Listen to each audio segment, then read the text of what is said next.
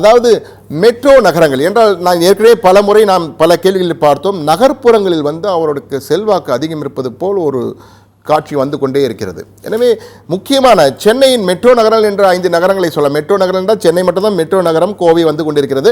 ஆனால் முக்கியமான 5 நகரங்கள் என்றால் நீங்கள் பொதுவாக அனைவரும் சொல்வது சென்னை, மதுரை, திருச்சி, கோவை, நெல்லை என்றுதான் கூறுவார்கள். எனவே சென்னையில் எப்படி இருக்கிறது, ஆண்கள் பெண்கள் ஆதரவு எப்படி இருக்கிறது எடுத்திருந்தோம். அதில் பாருங்கள், சென்னையில் 36% பேர் ஆதரவு தெரிவித்திருக்காங்க, எதிர்ப்பு 25, 31% கருத்தில்லைன்னு சொல்லியிருக்காங்க விஜய்க்கு ஆதரவாக. அடுத்ததாக பெண்கள் பார்த்தீர்கள் என்றால் 25% ஆதரவு, எதிர்ப்பு 15, கருத்தில்லை 60. கருத்தில்லை என்பது 60% பேர் தெரிவிச்சிருக்காங்க. பெண்களை நிறைய பேருக்கு விஜயை பற்றி இன்னும் முழுமையாக சென்னையிலேயே தெரியல என்பது தான் தற்போது இது காட்டு. இது நிறைய இல்லத்தரசிகள் எடுத்தோம், அந்த இல்லத்தரசிகளுடைய முடிவு தான். அடுத்த சென்னையை பார்த்துவிட்டோம், அடுத்த நகரத்துக்கு செல்வோம். அடுத்த நகரம் திருச்சி எப்படி இருக்கு என்று பார்ப்போம். கோவை வந்திருக்கிறது. எனவே கோவையின் ஆதரவு எப்படி இருக்கு விஜய்க்குன்னு பார்த்தா 32% ஆதரவு, எதிர்ப்பு 27, கருத்தில்லை 41. பெண்களில் பார்த்தீங்கன்னா 26% ஆதரவு, எதிர்ப்பு 21, கருத்தில்லை 53.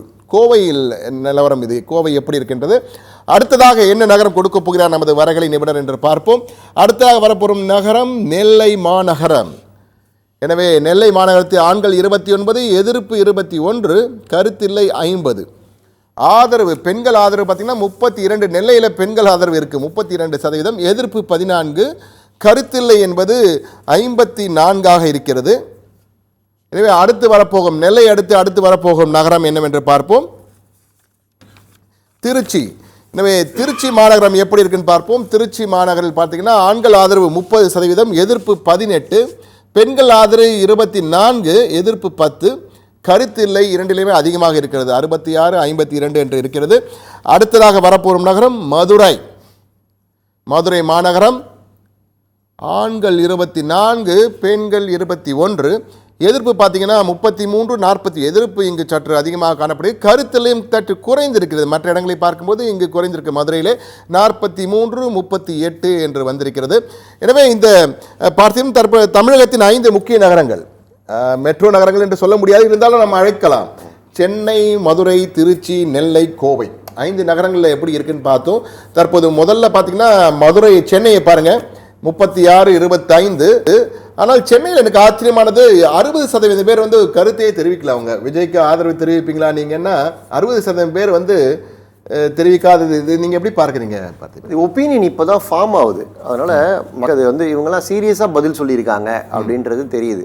ஏன்னா ஏதோ ஒன்று சொல்லாமல் சீரியஸாக பதில் சொல்லியிருக்காங்க. அதனால தான் கருத்தில்லைன்றது பெண்கள் 60%, பெண்கள் இதை ரொம்ப சீரியஸாக எடுத்திருக்காங்க. இந்த சர்வேவை சீரியஸாக பதில் சொல்லியிருக்காங்க. ஆண்கள்லேயும் 39% பாருங்கள், அதுதான் அதிகம். நீங்கள் காமிச்ச எல்லா நகரங்கள்லையுமே கருத்தில்லை அப்படின்றது தான், அந்த கருத்து தான் அதிகமாக இருக்குது. அதனால் இப்போ தான் ஒப்பீனியன் ஃபார்ம் ஆகுது மெல்ல மெல்ல. இதில் நம்ம பார்த்ததுல கருத்தில்லை கம்மியாக இருக்கிறது மதுரை தான். மதுரைக்காரங்க டக்குன்னு ஒப்பீனியன் ஃபார்ம் பண்ணிக்கிறாங்க, எதிர்ப்பு இல்லை ஆதரவு ஏதோ ஒன்று, கருத்தில்லாம் சொல்லலை. அதனால் அந்த வேகத்துக்கு மதுரைக்காரங்க வேகத்துக்கு மற்ற ஊருக்காரங்க ஈடு கொடுக்க முடியல. அவங்க வந்து கொஞ்சம் பொறுமையாக பார்த்துட்டு அதுக்கப்புறம் நாங்கள் சொல்கிறோம், டைம் எடுத்து சொல்கிறோம். அதே மாதிரி இன்னொரு முக்கியமான பார்க்குறது, நீங்கள் நெல்லை மண்டலம் எடுத்திங்கன்னா, நெல்லை மாநகரம், மண்டலம் அல்ல நெல்லை மாநகரம் நீங்கள் எடுத்திங்கன்னா, நெல்லை மாநகரத்தை பெண்கள் ஆதரவு வந்து சற்று தூக்கலாக இருக்குது. ஏன்னா நெல்லை அதாவது தென் மண்டலமாக பார்க்கும்போது பெண்கள் ஆதரவு மிக மோசமாக இருந்ததுங்க. ஆனால் இப்போ நெல்லை மாநகரம் மட்டும் பார்த்தீங்கன்னா 32%. இது சினிமாவின் பிரதிபலிப்பாக பார்க்குறீங்களா நீங்கள்? இல்லை, இது நான் சினிமாவின் பிரதிபலிப்பாக பார்க்கல. மக்களுக்கு வந்து அந்த இதெல்லாம் இருக்குது. நீங்கள் விஜயுடைய அரசியல் செயல்பாடுகளை பற்றி தான் நீங்கள் கேள்வி கேட்குறீங்க.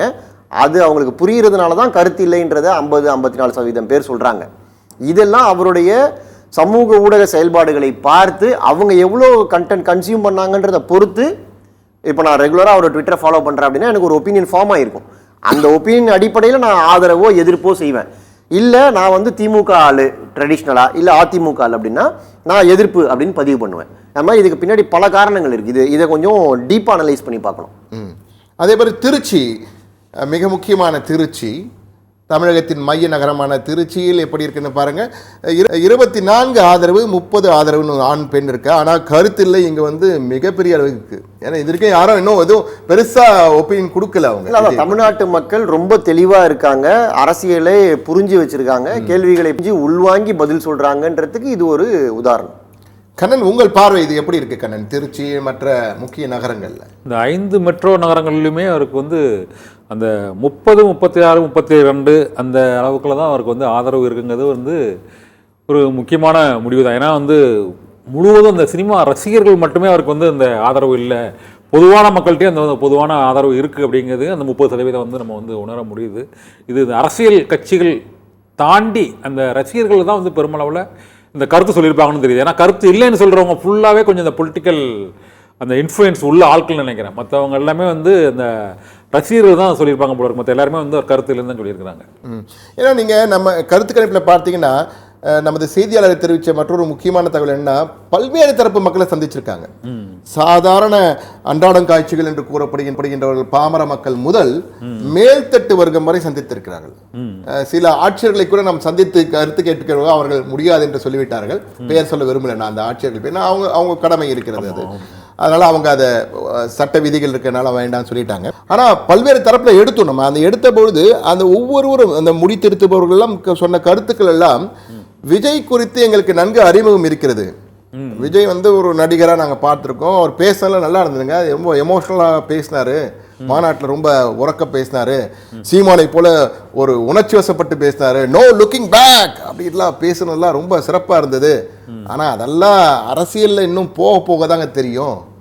இப்பதாங்க வந்திருக்காரு, இன்னும் பந்தே வீசலைங்க அவரு அப்படின்னு கிரிக்கெட் பாஷையில சொன்னா, இன்னும் பந்தே வீசல, நோ பால் வீச போறாரா, வைடு வீச போறாரா, விக்கெட்டுக்கு வீச போறாரா இன்னும் தெரியலங்க, கொஞ்சம் பொறுமையா இருங்க அப்படின்னு சர்வே பார்த்தோன்னா பொறுமையா இருங்கன்னு சொன்னாரு. அவர் சொன்ன கருத்தையும் நான் ஏற்றுக்கிறேன். ஏன்னா அவர் சொன்னது 100% உண்மைதான், அதில் மாற்று கருத்து இல்லை. ஆனால் இல்லை, நீங்கள் இந்த முக்கிய நகரங்களில் பார்க்கும்பொழுது கோவையில் பாருங்க 26% பெண்கள் ஆதரவு, 32% இருக்கு. கிட்டத்தட்ட 20லேருந்து 30ன்றது எல்லா இடங்களிலும் முக்கிய நகரங்களில் வந்துட்டே இருக்கு. அப்படின்னா ஒரு மொமெண்டம் இருக்கு அப்படின்னு சொல்லலாமா? ஒரு உந்து சக்தி இருக்கு விஜய்க்கு. சுத்தமா இல்லை விஜய், கொஞ்சம் வெயிட் பண்ணி பார்ப்போம்னு பார்க்காம ஒரு உந்து சக்தி இருக்கு, அவரை ஒரு அரசியல் ஏற்க ஆரம்பித்து விட்டார்கள் எடுத்துக்கலாமா? ஆமா, ஏன்னா 32% ஒரு பெரிய அளவு தான். இது வந்து வாக்குகளாக மாறுமான்னு சொல்ல முடியாது. இருந்த போதிலும் வந்து நாங்கள் அவருக்கு ஆதரவு தெரிவிக்கிறோம் அப்படின்னு சொல்கிறதே ஒரு பெரிய விஷயம் தான். ஏன்னா ஃபஸ்ட் டைம் ஒரு மாநாடு நடத்தி ஒரு மாதம் தான் ஆகுது. இதில் ஒரு 30% பேர் அந்த 5 நகரங்கள்லையுமே வந்து அவங்க சொல்கிறாங்க. இதில் பெண்கள் வந்து குறைவாக இருப்பது தான் ஒரு ஆச்சரியமாக இருக்குது. ஏன்னா விஜய் ரசிகைகள் அதிகம் அப்படின்னு தான் பொதுவான ஒரு கருத்து இருக்குது. ஆனால் எல்லா ஊர்லேயுமே நெல்லையை தவிர மற்ற ஊரில் எல்லாருமே வந்து பெண்கள் வந்து கருத்து இல்லைன்னு சொல்கிறது வந்து ஒருவேளை வீட்டுக்கு பயந்துட்டு சொல்லாமல் இருக்காங்களா, இல்லாட்ட வேற எதுவும் அப்படி வாய்ப்பே இல்லை. இல்லை நம்ம அது மட்டும் இல்லை பார்த்திபன், உங்களுக்கு இந்த கேள்வி வைக்க பார்க்குறேன். இது நான் இந்த பார்க்கும்போது இது 20லேருந்து 30% என்பது ஒரே ஒரு மாநாடு தான் நடத்தியிருக்காரு. ஒரு பெரிய ஒரு புரட்சி உரை என்று அவர் ரசிகர்கள் சொல்கிறாங்க. அவர் தொண்டர்கள், இப்போ ரசிகர்கள் சொல்லக்கூடாதுங்க, தொண்டர்கள்னே சொல்லுவோம், அவர் தொண்டர்கள் சொல்கிறாங்க. எனவே என்னுடைய கேள்வி, ஒரு பத்திரிகையாளனாக நீங்களும் ஒரு ஊடகவியலராகவும் தேர்தல் வியூக வகுப்பாளராக இருக்கிறார்கள் கேட்குறேன், விஜய் ஒரு அரசியல் தலைவராக உருவாயிட்டாரா, இல்லை இன்னும் அந்த குழந்தையாவே இருக்காரா? இன்னும் உருவாகி கொண்டிருக்கிறார். இப்போ கருவா இருக்காரா, உருவாயிட்டாரா? கட்சி ஆரம்பிச்சாலே உருவாயிட்டாங்கன்னு தாங்க அர்த்தம். அது வந்து ஆரம்பிச்சிட்டாரு, கட்சி ஆரம்பிக்க போற நடைபோட ஆரம்பிக்கல. ரெண்டாவது, இந்த மக்கள் கருத்தெல்லாம் எதனால் அவர்கள் வந்து ஒரு ஆதரிக்கிறாங்க எதிர்க்கிறாங்க அப்படின்றது ஒவ்வொருத்தருக்கும் வேறுபடும். இப்போ உதாரணத்துக்கு ஆர்கே நகர் இடைத்தேர்தல் நடந்தபோது டிடிவி தினகரன் ஜெயித்த போது எதனால் டிடிவி ஜெயிச்சாரு, ஏன் அங்கே வந்து மற்ற கட்சிகள் ஜெயிக்க முடியல, டிடிவியோட வெற்றி காரணம்னு நம்ம ஒரு அனலைஸ் பண்ணி பார்க்கும்போது ஒரு ஆட்டோக்காரர் சொன்ன காரணம், யாருக்கு ஓட்டு போட்டீங்க அப்படின்னு நான் கேட்டதுக்கு டிடிவிக்கு ஓட்டு போட்டேன் சார். ஏன் ஓட்டு போட்டீங்க? நான் அங்கே ஏற்கனவே பணப்பட்டு வாடான்னு சொல்லி தேர்தலை நிறுத்தி 2வது முறையாக நடந்தது. அவர் என்ன சொல்கிறாரு, ஏற்கனவே நிறைய காசு கொடுத்துட்டார் சார், நம்மளால் யாரும் நஷ்டமாகக்கூடாது சார், அவர் நிறைய செலவு பண்ணிட்டாரு, அதனால் ஓட்டு போட்டேன். அவருக்கு என்னன்னா ஏற்கனவே ஒரு வாட்டி கொடுத்துருக்காரு, 2வது வாட்டி கொடுக்குறாரு, அப்போ நம்மளால் யார் நஷ்டப்படணும்? ஒரு எளிய மனிதர், அவருக்கு ஒரு பார்வை இருக்குது, இது படித்தவங்களுக்கு ஒரு பார்வை இருக்கும். இந்த மாதிரி இது வந்து 1000 பேர் இருந்தால் 1000 பேருக்கு 1000 பார்வை இருக்கும். அதுதான் அந்த எதிர்ப்பையும் ஆதரவையும் முடிவு பண்ணுது. அது செயல்பாடுகள் மூலமாக தான் அரசியல் தலைவர்கள் தங்களுடைய ஆதரவு பேஸை வந்து இன்க்ரீஸ் பண்ண முடியும். அது ட்ரம்ப்பாக இருந்தாலும் ஏன் கடைசி நிமிஷம் வரைக்கும் போராடுறாரு. அதனால நீங்க யாராக இருந்தாலும், அமெரிக்க அதிபர் தேர்தலில் நின்றாலும் மக்கள் தானா ஓட்டு போட்டுருவாங்க அப்படின்னு நினைக்க முடியாது. நீங்க காதுல துப்பாக்கியை சுட்டாலும் அவர் அடுத்து மறுபடியும் பிரச்சாரத்துக்கு போய் இவ்வளவு பாடுபட்டு ஏன் நிக்கிறாங்கன்னா, மக்களுடைய மனசுல இடம் பிடிக்கிறதுன்றது மிக மிக மிக கடினமான ஒரு செயல். அது அமெரிக்க தேர்தலால ஒரு கேள்வி, நீங்க அமெரிக்க தேர்தலை பார்த்தீங்கன்னா முதல்ல வந்து கமலா ஹாரிஸ்க்கு ஆதரவாக தான் அப்புறம் அந்த கிராஃப் ஊடகங்கள் எல்லாம் குறைஞ்சிச்சு. இருந்தது. அப்புறம் இப்படி ஆச்சு. ட்ரம்ப் எங்கே வந்தது? ட்ரம்ப் ஜெயிச்சு இப்போ அமெரிக்க அதிபராக ஆயிட்டாரு. இல்ல ட்ரம்ப் கூட விஜய்க்கும் ஒரு ஒப்பீடு சொல்றேன். என்னன்னா, இன்னைக்கு அரசியல் தளத்தில் யார் தைரியமாக ஒரு விஷயத்த சொல்றாங்களோ அவர்களுக்கு ஆதரவு இருக்கு. இது வந்து ஸ்பிளிட். எனக்கு இது வேணும் இது வேணாம் அப்படின்னு மழுப்பலா பேசுறவங்களுக்கு மக்கள் மத்தியில இப்போ வந்து பெரிய இது இல்லை. நீங்க உங்க ஸ்டாண்ட் எதுவா இருந்தாலும் பரவாயில்ல, அந்த ஸ்டாண்டை தெளிவா சொல்லுங்க. ஆனா அனுபவம் இல்லாமல் எடுத்தேன் கவிழ்த்தேன் பேசுவது அரசியல சரியா? நான் எல்லாத்தையும் ஒழிச்சிடுவேன், எல்லாத்தையும் மாத்திடுவேன் அப்படின்னு சொன்ன பல்லவிகளே மீண்டும் பழைய பல்லவிகளே ஒரு புதுப்பிச்சு சொல்றதுல வந்து பெருமை இருக்குன்னு நினைக்கிறீங்களா? அதை மக்கள் ஏத்துக்கிறாங்களா இல்லையா அப்படின்றத பொறுத்து தான் அது வந்து அது சக்சஸ் ஆச்சா தோல்வி அடைஞ்சுதான். ஆனா ஒரு விஷயத்தை தெளிவா சொல்லணும் அப்படின்ற ட்ரெண்டு உலகம் முழுக்க நம்ம பார்க்குறோம். சமீபத்தில் நடந்த தேர்தல்களில் ஜெயித்தவர்கள் எல்லாருமே அவங்களுடைய ஐடியாலஜியை ஸ்ட்ராங்காக சொல்லியிருக்காங்க, மழுப்பல் இல்லாமல். ட்ரம்ப் உட்பட. ட்ரம்ப் இமிகிரன்ஸுக்கு வந்து எதிராக தான் பேசுறாரு. ஆனால் அங்கே போய் ஓட்டு உரிமை வாங்கின இமிகிரண்ட்டே அவருக்கு ஓட்டு போட்டிருக்கான். நிச்சயமா நீங்க ட்ரம்ப்பை விஜயோட ஒப்பிட்டீங்க. ஆனா அதுல எனக்கு ஒரு மாற்று கருத்து இருக்கு.